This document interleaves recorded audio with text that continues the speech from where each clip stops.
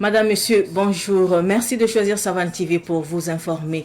Au sommaire de ce journal, la promotion de la monnaie électronique dans l'espace UEMOA. Le Comité monétique national organise 2 journées de sensibilisation pour convaincre les usagers à adopter ce mode de paiement moderne. Les détails dans ce journal. En cette période de chaleur intense, le ministère en charge de la Santé et l'Agence nationale de la météorologie ont émis des bulletins d'alerte pour informer la population des risques sanitaires liés à des températures extrêmes. Pour faire face à cette situation, les habitants de Ouagadougou redoublent d'ingéniosité. Ils nous en parlent dans un instant. Nous ouvrons ce journal avec le bilan des journées d'engagement patriotique et de participation citoyenne. Au moment où prennent fin aujourd'hui les premières journées d'engagement patriotique et de participation citoyenne pour l'année 2025, le bilan fait ressortir des activités d'interpellation, de sensibilisation et même de répression. La synthèse avec Soumaïla Rabla. Les premières expériences des journées d'engagement patriotique et de participation citoyenne en mars et octobre 2024 n'avaient pas été aussi intenses et marquées de symboles. Pour cette 3e édition, mais la première de l'année 2025, le chef de l'État a tout de suite fixé le cap à travers son message lu dès le 26 mars par le Premier ministre Rim Talba Jean-Emmanuel Ouedraogo à la montée des couleurs à la primature. Mais surtout lors de la montée des couleurs à la présidence du Faso le 1er avril. Loin du poisson d'avril habituel ce jour-là, le chef de l'État a annoncé la révolution progressiste et populaire et sa ferme volonté de faire régner l'ordre et la discipline, d'où le thème retenu de ces journées d'engagement patriotique et de participation citoyenne. Pour l'ordre et la discipline, je m'engage. Au-delà du discours, l'exécutif a montré cette fois-ci que par divers mécanismes, les uns aussi radicaux que les autres, l'ordre et la discipline peuvent régner au Burkina Faso. Les jeunes cascadeurs de Ouaga 2000 l'ont appris à leurs dépens le jour même de la fête de Ramadan, le 31 mars, suivi des autres motocyclistes qui défient chaque jour le code de la route. Pour l'exemple, les services de sécurité les ont reconvertis en poseurs de pavés. Les montées de couleurs groupées dans les ministères, institutions, services déconcentrés de l'État et écoles ont aussi marqué ces journées d'engagement patriotique et de participation citoyenne de mars-avril 2025, tout autant que le week-end de salubrité vécu samedi dernier et les séances de sensibilisation en pleine rue et circulation des policiers sur le port du casque. Ces activités sont allées au-delà de Ouagadougou et ont pu symboliquement interpeller la conscience de chaque Burkinabé. Adopter l'usage de la monnaie électronique dans l'espace UEMOA, c'est le combat du Comité monétique national à travers ces journées de la monétique. Des journées de sensibilisation sur la monnaie électronique se tiendront pour la 2e fois les 24 et 25 avril prochain. Le comité d'organisation était en conférence de presse hier à Ouagadougou. Germaine Farama nous en parle. La production de la monnaie coûte très cher et il est préférable d'encourager la population à virer vers les monnaies électroniques, ce qui favorise la maîtrise des flux financiers dans un espace et l'inclusion financière à travers l'utilisation des cartes bancaires, des wallets, des portefeuilles électroniques, des solutions monétaires électroniques qui seront proposées à travers la 2e édition des Journées nationales de la monétique prévues du 24 au 25 avril prochain. Le premier avantage, c'est d'avoir accès à son compte bancaire 24 heures sur 24, 7 jours sur 7. Deuxième avantage, c'est permettre vraiment aux populations qui sont éloignées d'accéder aux services financiers. Voilà, c'est vraiment l'avantage comme ça et de minimiser les coûts de production de l'argent liquide. Avoir déjà une idée de l'argent qui circule dans notre zone monétaire, c'est déjà un avantage pour bien structurer notre économie. Voilà, parce que plus on utilise le cash, plus on ne sait pas vraiment vers où tout ce cash-là, à quelle fin c'est utilisé. Mais avec les moyens de paiement électronique, il y a une traçabilité.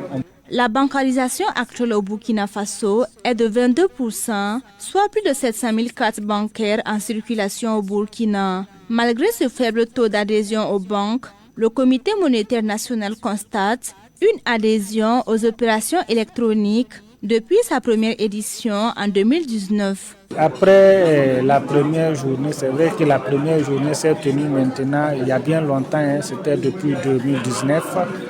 Donc, mais on constate de plus en plus et les populations s'intéressent au paiement électronique.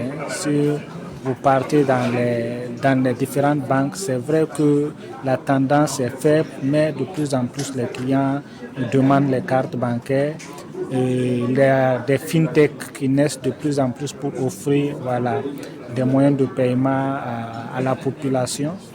Je pense que cette deuxième édition-là va galvaniser encore. Des conférences, des séminaires et une soirée gala programmée pour les 24 et 25 avril datent de la tenue des 2e journées nationales de la monétique. Des journées organisées en partenariat avec le groupement interbancaire monétaire de l'UEMOA et l'association professionnelle des banques et d'établissements financiers du Burkina. Direction la commune de Komsilga vers la fin du calvaire des agriculteurs et éleveurs de Boulbi dans la commune de Komsilga dans la région du centre. Le ministre d'État en charge de l'agriculture, le commandant Ismaël Sombier, a lancé hier les travaux de curage du barrage que les riziculteurs exploitent depuis 70 ans. Le compte rendu d'Abdoulaye Kinda. C'est parti pour le curage du barrage de Boulbi dans la commune de Komsilga, près de Ouagadougou. C'est à la satisfaction des habitants de la commune, des agriculteurs et des éleveurs de Boulbi que le ministre d'État en charge de l'agriculture, commandant Ismaël Sombier, a lancé les travaux de curage de cette plaine aménagée depuis 70 ans. C'est avec beaucoup de satisfaction que ce matin, nous lançons ces travaux au niveau du barrage de Boulbi, qui est un barrage qui, selon les informations qui nous sont revenues à aujourd'hui près de 74 ans, et qui bénéficie à une population périurbaine très importante, aussi bien en termes de création d'emplois, mais également en termes de production pour la consommation au niveau des ménages. Et nous nous sommes rendus compte qu'il y a également un périmètre de 85 hectares qui est attelé à ce barrage. Et l'eau de ce barrage permet justement aussi bien pour la consommation des animaux, mais également pour irriguer les périmètres qui sont attelés à ce barrage. C'est donc un barrage qui a un caractère assez stratégique au regard de ce que représente la production périurbaine dans le cadre de la sécurité alimentaire. Lancé sur instruction du président du FASO, ces travaux doivent aller vite selon le ministre d'État. J'ai instruit que les travaux puissent être accélérés et que certaines dimensions qui initialement n'étaient pas prioritaires soient prises en compte au regard de l'intérêt que suscitent ces travaux pour la population. Leur mobilisation ce matin témoigne de cela. Nous les avons également engagés à assumer leur part de responsabilité, notamment en termes de civisme, en termes de bonnes pratiques autour du barrage et en termes également d'engagement dans leur contribution aux travaux qui seront effectués ici. La superficie concernée par ce curage est d'environ 25 hectares, ce qui permettra de mobiliser environ 100 000 mètres cubes d'eau, selon le directeur des infrastructures et des aménagements agricoles de la Société nationale de l'aménagement des terres et de l'équipement rural, Sonater. Nous restons dans la commune de Komsilga. Fini l'usage des pompes par l'Union Nongtaba des étuveuses de riz de Boulbi pour ses activités d'étuvage. Grâce au soutien de l'Union nationale des sociétés coopératives d'étuvage de riz du Burkina UNERI, elle a bénéficié d'un forage flambant neuf. La remise officielle de l'ouvrage a eu lieu hier à Kinfangé dans la commune de Komsilga, dans la région du centre. Samuel Mokon nous en parle. Le forage et le château d'eau alimentés par 5 panneaux photovoltaïques viennent soulager les femmes du centre d'étuvage de riz de l'Union Nongtaba des étuveuses de riz de Boulbi. Fini l'usage de la pompe dans l'étuvage du riz, place maintenant à un château équipé de 2 robinets. On utilisait une pompe et c'était vraiment difficile. Mais ce don de l'UNERIS et ses partenaires constitue un vrai soulagement. Nous souhaitons qu'ensemble, nous remercions les donateurs pour ce geste. Nous allons prendre soin de ce forage et nous allons trouver un mécanisme pour permettre au grand public de se servir de l'eau du château, même s'il faut faire sortir un tuyau au grand dehors. L'Union Nongtaba des étuveuses de riz de Boulbi un membre de l'Union nationale des sociétés coopératives de tuvage de riz du Burkina Faso, UNERI. L'UNERI est celle qui a bataillé pour que les femmes tuveuses de riz de Boulbi bénéficient d'un forage moderne. La trésorière générale de l'UNERI, dans son message, a invité les femmes à un bon usage et à remercier les partenaires financiers. C'est très difficile, surtout avec nos mamans qui sont avec nous. C'est pour cela qu'on a monté ce projet en mettant leur nom pour qu'elles puissent avoir le château. Le message que j'ai à les rendre, c'est surtout l'entretien du château. S'ils s'amusent avec ça et puis revenir dire que l'UNERI, il faut faire ça, il faut faire ça.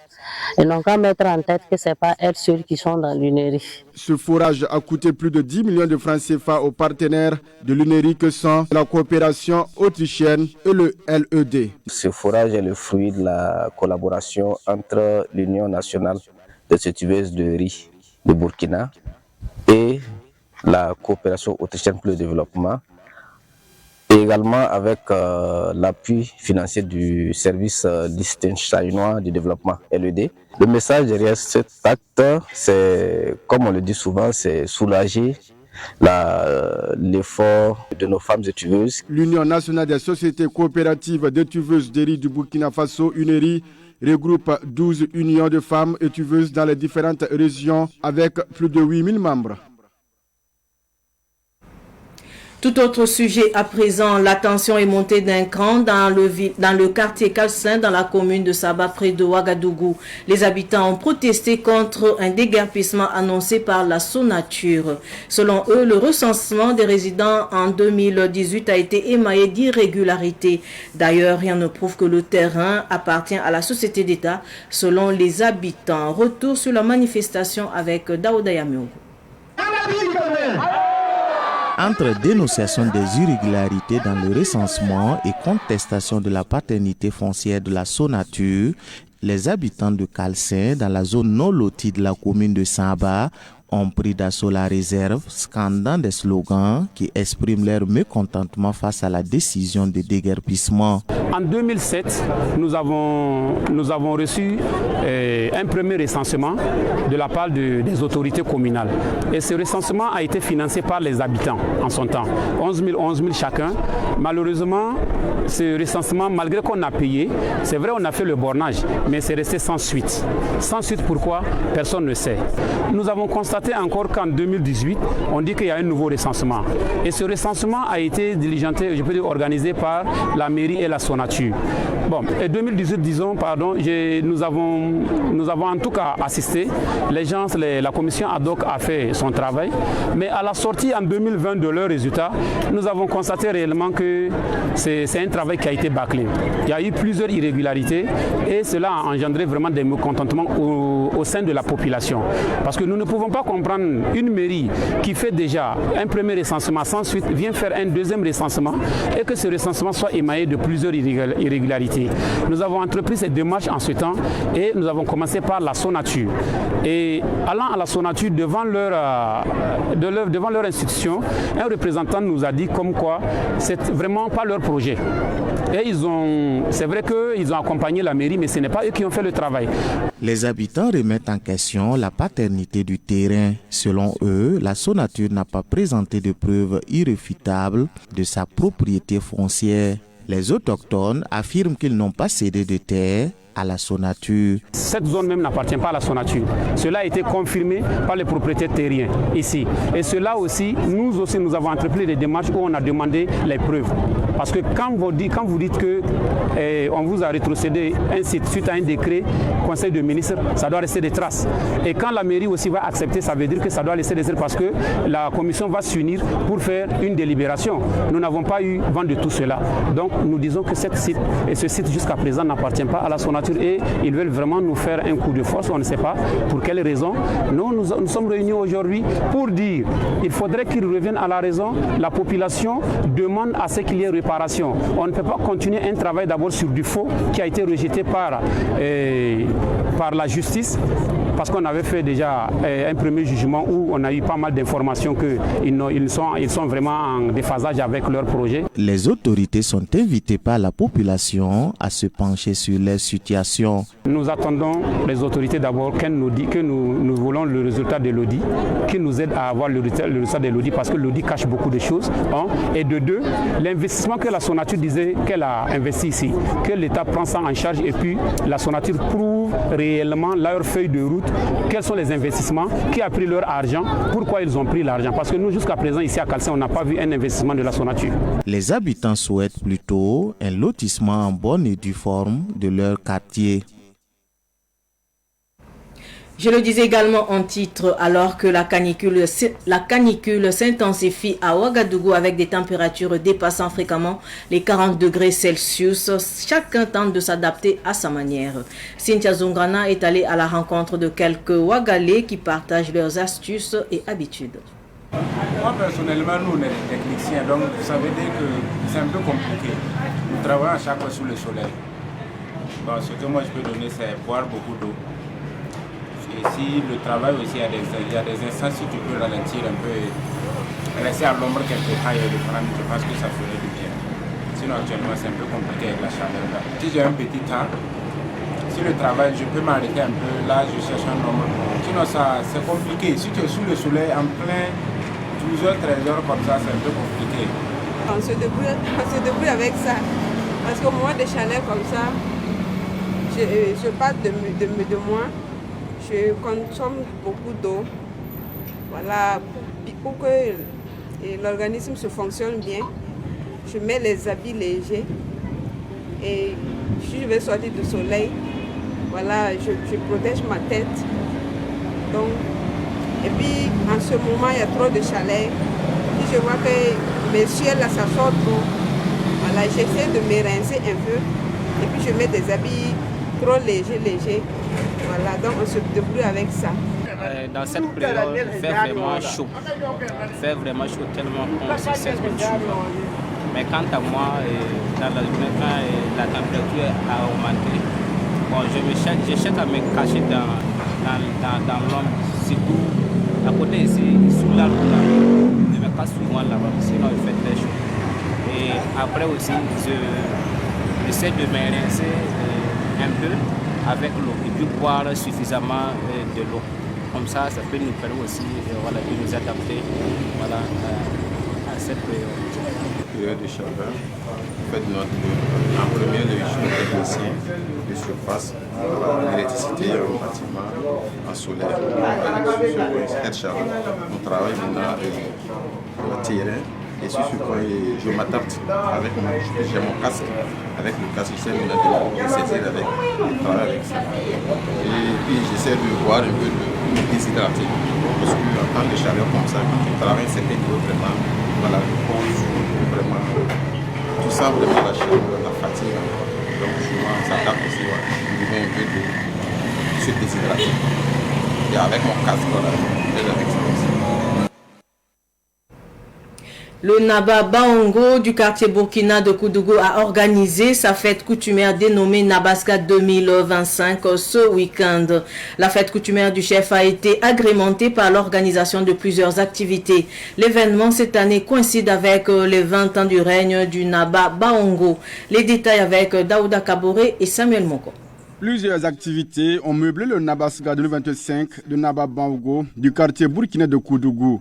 Au nombre de ces activités, des compétitions en pétanque et en football, une soirée culturelle et une messe d'action de grâce. L'événement a été dénommé les 72 heures de Burkindi et s'est déroulé du 4 au 6 avril. Dieu a fait de telle sorte que j'ai pu atteindre 20 ans de règne. 20 ans de règne, ce n'est pas 20 mois de règne. Le Nabaska de Naba Baongo a drainé du monde dans le quartier Burkina de Koudougou. Des autorités religieuses, coutumières et administratives étaient aussi de la partie, comme Naba Sara Ier de Isuka et l'abbé Joseph Yamuogo. Chaque être humain, chaque père, a un grand-père, a un aïeux. Et chaque fois, même si on ne fait pas une cérémonie à son endroit, on essaie de faire en sorte qu'on puisse se souvenir de son esprit et lui demander de bénir un peu notre vie et ce que nous avons obtenu. Nous sommes là comme tous les autres pour honorer le chef du Burkina pour sa fête du Nabaska, ses 20 ans de règne et puis ses 80 ans de naissance. Les 72 heures du Burkindi, du Naba Bango, du quartier Burkina de Koudougou se sont déroulées sous le thème Jeunesse et valeurs du Burkindi, contribution de la chefferie traditionnelle pour une cohésion et un épanouissement exemplaire. Ce Nabaska 2025 coïncide avec les 20 ans de règne du Naba Bango du quartier Burkina de Koudougou.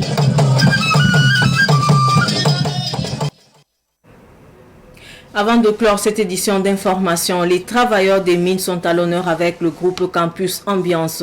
Le groupe Campus Ambiance dépeint la situation professionnelle des miniers tout en mettant l'accent sur la bravoure et leur contribution au développement du pays. Les miniers est le titre du clip dédié aux travailleurs de l'or. Germaine Farama nous en parle.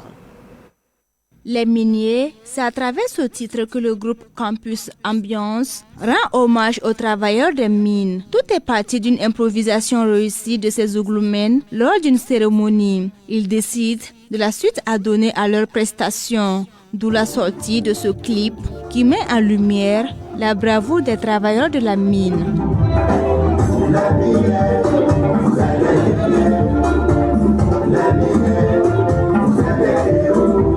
Contrairement à ce que tout le monde pense, quand on dit minier, tout le monde pense à l'argent.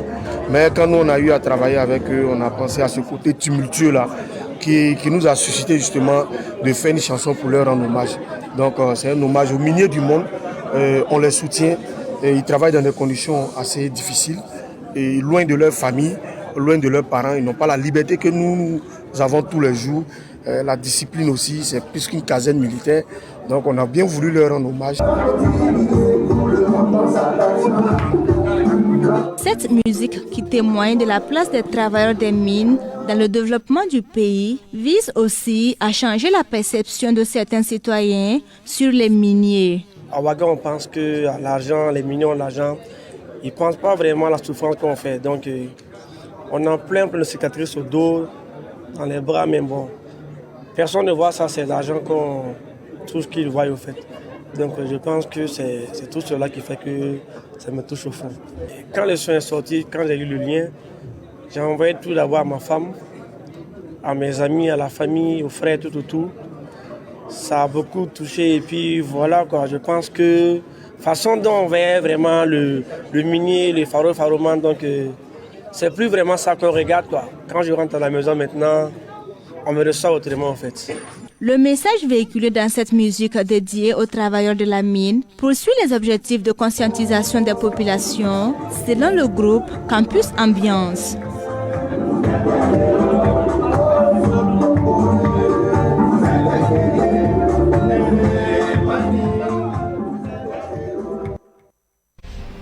C'est sur cette note musicale que s'achève cette édition d'information. Merci de nous rester fidèles. Au revoir.